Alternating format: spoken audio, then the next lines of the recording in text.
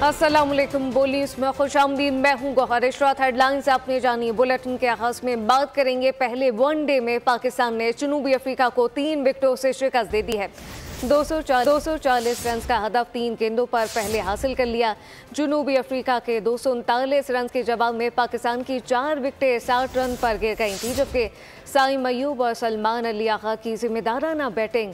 साइम अयूब ने 109 रन बनाए। सलमान अली आगा आखिर तक विकेट पर खड़े रहे, चौका लगाकर मैच जितवाया। बॉलिंग में भी कमाल कर दिखाया, 4 विकेटें ली। प्लेयर ऑफ द मैच करार पाए। अब्दुल्ला शफीक, बाबर आजम, मोहम्मद रिजवान और कामरान गुलाम नाकाम रहे।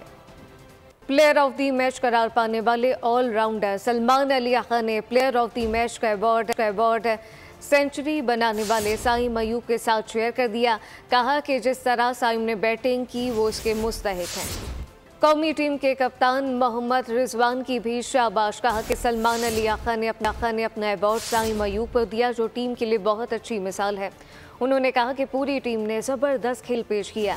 हमारी बैटिंग लाइन शुरू में लड़खड़ा गई थी। साइम अयूब और सलमान अली आगा ने बहुत उम्दा बल्लेबाजी का मुजाहरा किया। मुझे अपने खिलाड़ियों पर यकीन था। वनडे क्रिकेट एक लंबा फॉर्मेट है, इसमें विकेटें लेने की बहुत अहमियत है। और अब ये जानिए, यूनान कश्ती हादसा, लापता अफराद के जिंदा बच जाने की उम्मीद कम हो गई है। हिला गांव के 6 नौजवान इस हादसे में लापता हैं। मुतासरा खानदान शदीद जहनी करब में मुब्तला है। प्यारों की वापसी के लिए मुंतज़िर। नुमाइंदा बोल न्यूज़ ज़हीर सियाल मुतासरा खानदान के हमरा मौजूद हैं। तफसील उनसे जानते हैं। ज़हीर, बताइएगा।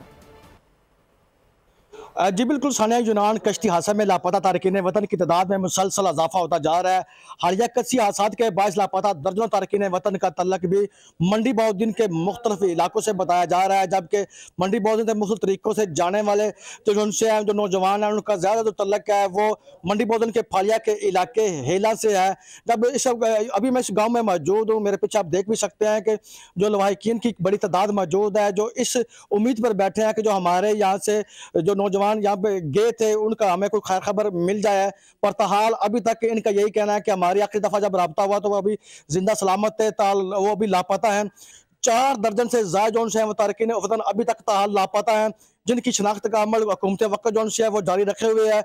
अभी तक जो गाँव में है, अभी 3 नौजवानों की तस्दीक हुई है कि जो नौजवान है वो इस गाँव से तल्लक रखते हैं और अभी तक लापता। सियासी मंजरनामे से खबर शामिल करें। आपको बताएं कि वज़ीर आज़म के मुशीर बराए सियासी उमूर राना सनाउल्लाह कहते हैं कि यकीन की बातचीत होगी तो कोई भी हल निकल आएगा। अगर तहरीक इंसाफ ने कोई कमेटी बनाई है तो बाकायदा पैगाम भेजे। जब तक सियासी डायलॉग नहीं होगा सिस्टम आगे नहीं चलेगा।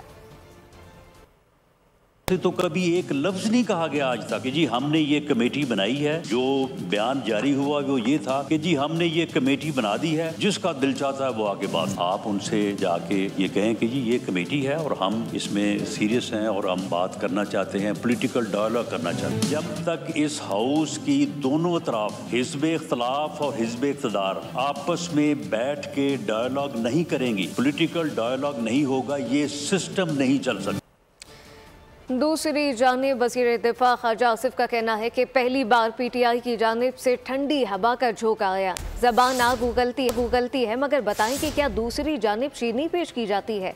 आग का जवाब आग है। मुज़ाकरात और अच्छी ज़बान का जवाब अच्छी ज़बान में दिया जाएगा, लेकिन ये नहीं हो सकता कि इस्लामाबाद पर हमले और सिविल नाफरमानी की बातें करें। दूसरी जानिब मुज़ाकरात की बात हो, ये सब गन पॉइंट पर नहीं हो सकता। धमकी से मामला हल नहीं होते। अभी तक बाज़ाब्ता तौर पर मुज़ाकरात का आगाज नहीं हुआ। हवा का झोंका आया है पहली दफा उधर। दस्तबदस्ता जो है दरखास्त है। ये चीजें मोहब्बत से और प्यार से बढ़ती हैं, धमकियों से नहीं बढ़ती। मेरी जबान भी आग उगलती है, बिल्कुल ठीक कहा उन्होंने। मेरी जबान में भी कोई शरीनी नहीं है। आप मुझे बताएं कि आपकी तरफ से कौन से जो है फूल जड़ते हैं जो जबानों से जब आप बातें करते हैं। गन पॉइंट के ऊपर तो मुज़ाकरात नहीं हो सकता। हमारी इस जंग के अंदर नुकसान तो मुल्क को हो रहा है। पारा चिनार ये उसी जंग की कई उल्टी है। मुज़ाकरात की बाज़ाब्ता शुरुआत नहीं। हालात खामखाम बिगाड़ने की जानिब ना लेकर जाएं। इससे आगे या पीछे मामला गया तो ऐवान में नहीं मैदान में फैसला होगा। मौलाना फजलुर रहमान का कौमी असम्बली में खिताब। बिगाड़ की तरफ न ले जाएं। एक वाज़ेह मौक़िफ़ दे दिया है कि ये एक्ट है और हम इसको एक्ट तस्लीम करते हैं और नोटिफिकेशन का मुतालबा करते हैं। ये जो कहा जाता है जॉइंट सेशन बुलाया जाएगा और अमेंडेड जो है वहाँ से कोई अमेंडेड हम कबूल नहीं करें। तय हुआ है, हम उसी बात पर जोर देना चाहते हैं और हर कीमत पर इसको हल करना चाहते हैं। अगर इससे आगे पीछे मामला गया तो यकीनन ऐवान नहीं मैदान में फैसला। लाडले किस्म के वजीर कानून हैं, इनका ये फरमाना कि सदर साहब ने जब पहला एतराज भेजा तो उसको जॉइंट सेशन में होना चाहिए था। जब स्पीकर साहब ने उनको एक आईनी शिक का हवाला देकर लिखा इस पर जॉइंट सेशन बुलाने की जरूरत नहीं, तो एक्ट होने दो। अगर कोई चीज आप समझते हैं कि हमने करनी है, एक्ट के बाद लाएं सामने, तजवीज लाएं, बात करते हैं उसके। वजीर कानून आसम नसीर तारड़ का कहना है कि कोई भी कानून उस वक्त तक मुकम्मल नहीं होता जब तक सदर के दस्तखत ना हो। सदर आसिफ अली जरदारी ने कुछ एतराज़ात उठाए, इस पर बात करनी होगी। आए मिलकर बैठकर इस पर बात करें। साजी होती है वो उस वक्त तक मुकम्मल नहीं होती जब तक उस कानून साजी पे सदर मुमलिकत के दस्तखत यानी कि उनकी असेंट, उनकी रजा शामिल नहीं होती। एक कानूनी मुशगाफी जो इसमें पैदा हो चुकी है क्योंकि 28 अक्टूबर का जो मैसेज है वो जॉइंट सिटिंग में नहीं आ। वज़ीर आज़म साहब का ये पैगाम है कि हम हाजिर हैं, अगर कानूनी तौर पे ये इसी शक्ल में निकल सकता है तो सर आंखों पे, लेकिन क्योंकि ये आइन के तहत लेजिस्लेशन होती है, इन पे चैलेंजेस भी आते हैं, इसलिए इसको अच्छी तरह देख लिया जाए। खालिद मकबूल सिद्दीकी का कहना है कि मौलाना फजलुर रहमान के मौक़िफ़ में बड़ी ताकत है, हम इनकी बात आके लेकर जाएंगे। सरबराह यूआई फजलुर रहमान से मुलाकात के बाद गुफ्तगू कहा कि उलमा और मौलाना का मौक़िफ़ सुना। गवर्नर सिंध कामरान टसूनी ने कहा कि हुकूमत मदारिस को वज़ारत तालीम के पास रजिस्टर कराना चाहती है, हम अपना वज़ीर तालीम मौलाना के पास रजिस्टर कराने आए हैं। बातों में बड़ी दलील मौजूद थी, इस पे हम भी आगे चल के बात करेंगे। सियासी जमातों के दरमियान मज़ाकरात और मकालमा, इसके अलावा और कोई दूसरा रास्ता होता नहीं है। उलमाओं ने चाहा था कि हम उनके नुक्ता निगाह को सुने, जाके सुना था। आज हम खुद आए, मौलाना साहब का नुक्ता निगाह को किसी तरह आप इग्नोर नहीं कर सकते। मैं मौलाना साहब को अंदर कह रहा था, हुकूमत कह रही है मदारिस को वजारत तालीम के मातहत रजिस्टर कराने की, हम तो अपना वजीर तालीम ले आए आपके पास रजिस्टर कराने की। और अब खबर ये है, वज़ीर आज़म शहबाज शरीफ ने पाराचनार में दवाओं की किल्लत दूर करने और दवाएं पहुंचाने की हिदायत कर दी है। वफाकी काबीना अजलास के एलामिये के मुताबिक काबीना ने कोड ऑफ क्रिमिनल प्रोसीजर तरमीमी बिल 2000 इस मुतालिक पार्लियामेंट में भेजने की मंजूरी दी है। बिल के तहत प्रोसिक्यूटर पुलिस रिपोर्ट में किसी भी कमी और नुक्स की निशानदही कर सकेगा। खवातीन, बच्चे ज़ईफ मनपसंद जगह पर बयान रिकॉर्ड करा सकेंगे। तरमीम के तहत ट्रायल कोर्ट मुकदमे का फैसला 1 साल के अंदर करेगी। तरमीम के तहत फैसले में ताख़ीर की सूरत में मुताल्लिका हाई कोर्ट से जवाबदेह होगी।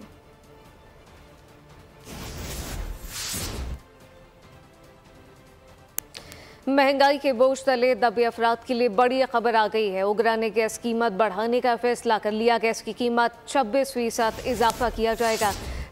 सिंध और बलूचिस्तान के सार्फिन के लिए गैस की कीमत में 25.78, पंजाब और केपी के सार्फिन के लिए 8.78% इजाफे की मंजूरी दी गई। ओगरा ने समरी हुकूमत को भिजवा दी है। हुकूमत की जानिब से हिदायत के बाद कीमतों में इजाफा किया जाएगा। गैस कंपनी ने कीमतों में 208.67% इजाफा मांगा था।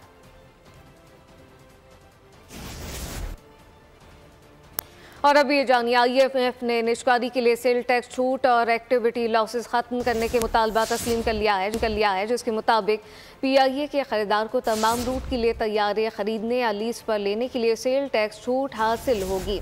सेल टैक्स छूट और नुकसानात खत्म होने से अब कौमी एयरलाइन के लिए बोली 350 अरब रुपए तक जा सकती है। PIA का 660 अरब रुपए का कर्ज हुकूमत ने होल्डिंग कंपनी में स्टॉक किया है।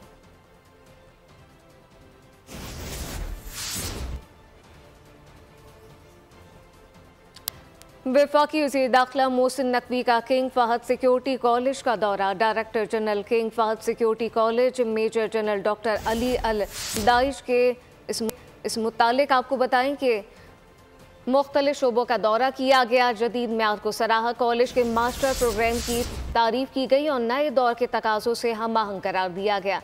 एक्सचेंज प्रोग्राम के तहत दोनों ममालिक के ग्रेजुएट के स्टडी टूर और ट्रेनिंग कराने पर तबादला ख्याल किया गया। लांस नाइक महफूज शहीद निशान हैदर का यौम शहादत। Chairman joint chief of staff committee services chief और मुसल्लह अफवाज का लांस नाइक मोहम्मद महफूज शहीद को खराज अकीदत। ISPR के मुताबिक लांस नाइक मोहम्मद महफूज शहीद निशान हैदर गैर मामूली जुर्रत और गैर मुतसलसल हुब्बुल वतनी की अलामत है। 1971 की जंग के दौरान वाघा बॉर्डर पर लांस नाइक मोहम्मद महफूज शहीद ने बेमिसाल और बहादुरी का मुजाहरा किया। इसराइल के ग़ज़ा में हमले जारी, मज़ीद 48 अफराद शहीद, 55 से ज़्यादा जख्मी हो गए। नसरात कैम्प, बैतुल्लाही और पनाहकुज़ीन स्कूलों पर हमले में 40 अफराद शहीद हुए। ग़ज़ा में कमाल अदबान अस्पताल पर हमले में स्टाफ समेत 7 अफराद शहीद हो गए। अलमवासी पनाहकुज़ीन कैम्प पर इसराइली हमले में खातून शहीद, 2 अफराद जख्मी। इसराइली फ़ौज ने ग़ज़ा में कई इमारतों को धमाके से उड़ा दिया।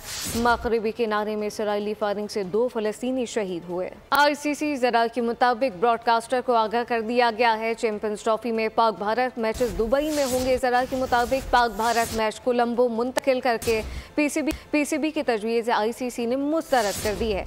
ICC ने लोकल ब्रॉडकास्टर को दूसरे वेन्यू से मुताल्लिक आगाह किया।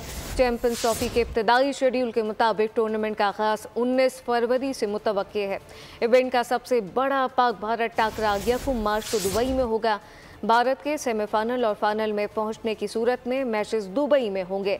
अगर भारत नॉकआउट मरहले में नहीं पहुंचता तो मैचेस लाहौर में होंगे। शाहिद आफरीदी की बड़ी बेटी अक्सा के यहाँ पहले बच्चे की पैदाइश हो गई है। शाहिद आफरीदी ने ये खुशखबरी अपने सोशल मीडिया अकाउंट पर शेयर की। मद्दाहों को आगाह किया। आफरीदी ने कहा कि एक बार नाना बनने की खुशी मनाते हुए बताया कि अल्लाह ने अक्सा और नसीर को खूबसूरत बेटी आयरा से नवाजा है। उन्होंने लिखा कि बेटियां अल्लाह की रहमत और सबसे कीमती असासा होती हैं। पेरिस में फैशन वीक मग़रिबी तर्ज के पुरकशिश पहनावे नुमाइश के लिए पेश किए गए। आइंदा साल के लिए फैशन ट्रेंड सेट और रैंप पर खूबरू अदाकारों ने वॉक की तो सब दिल थामे रह गए। न्यूज़ बुलेटिन से फिल वक्त इतना ही। मज़ीद खबरों और अपडेट्स के लिए विजिट कीजिए हमारी वेबसाइट bolnews.com। आप देखते रहिए बोल न्यूज़।